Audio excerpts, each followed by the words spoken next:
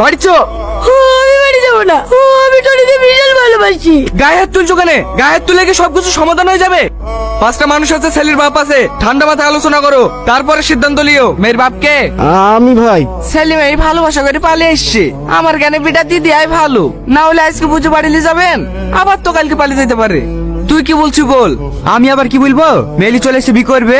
দেখ, রাগ করে থাকলে সমাধান হবে না। সেলিম মানুষ ভুল করে ফেলেছে, মেনে নিলে তাহলে আজকে সেলিমের বিপরীত দিছি। কি বলছেন বলেন? আপনারা যা ভালো বোঝেন তাই করেন। জামালানা ডেকে আয়। কেমন আছে ছুটকি? ভালো আছি। তুই একা যে, ভাই আসেনি? না, টনি কই? ওই একটু ভাইয়ের সাথে বাজারে গিয়েছে। নেকলেস কবে লিলি?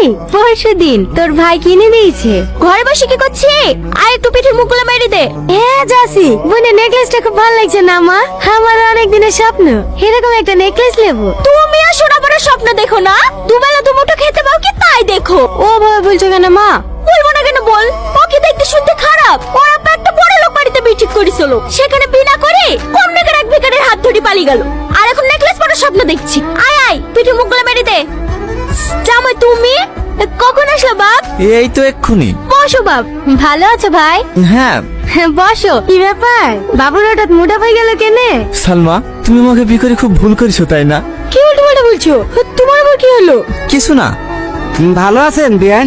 হ্যাঁ ভালো আছি। বোন ভালো আছে তো? হ্যাঁ ভালো আছি। চলো চলো ঘরে একটু বসো। জামাই কটার সময় বেড়াবে? রাত 9টার সময় ট্রেন আছে বলছিলে তো, বিকালবেলা বেড়ালে তো বসে যাবে। বৌমা বাইরে আসো। কি হলো ছাড়ো? ছাড়বো না, কিছুক্ষণ বাদ দিয়ে তো তোমাকে ছেড়ে চলে যাবো। আর একটু থাকো না।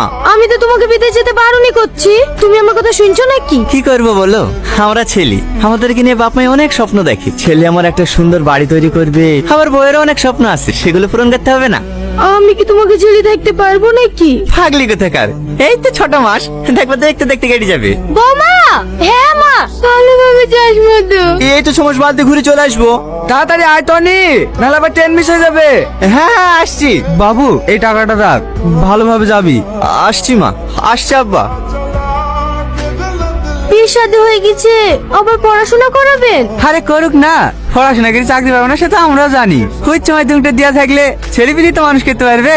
হ্যাঁ হল লিগি ভাই, আমার মেয়েরও খুব ইচ্ছা আছে পড়ার। এখন জামাইও থাকছে না 6 মাস বাড়িতে, এই ফাঁকে উচ্চ মাধ্যমিক পরীক্ষাটা দিয়ে ফেলো। সে ঠিক আছে, বাবু চলে গেল, আবার বুড়ি খেলি চলে যাবেন, বাড়িটা একবারে ফাঁকা হয়ে যাবে। দুদিন পরে কিনা হয়তো আমি দিয়ে আসবো, হবে না? হ্যাঁ হয়তো তো। পরশুদিন আবার ভাসুরের মেয়ের বিয়ে, পরীক্ষা না গেলে আবার রাগ করবে। ও তাহলে আর কি বলবো, যাও মা রেডি হয়ে লাও গা। ঠিক আছে আব্বা।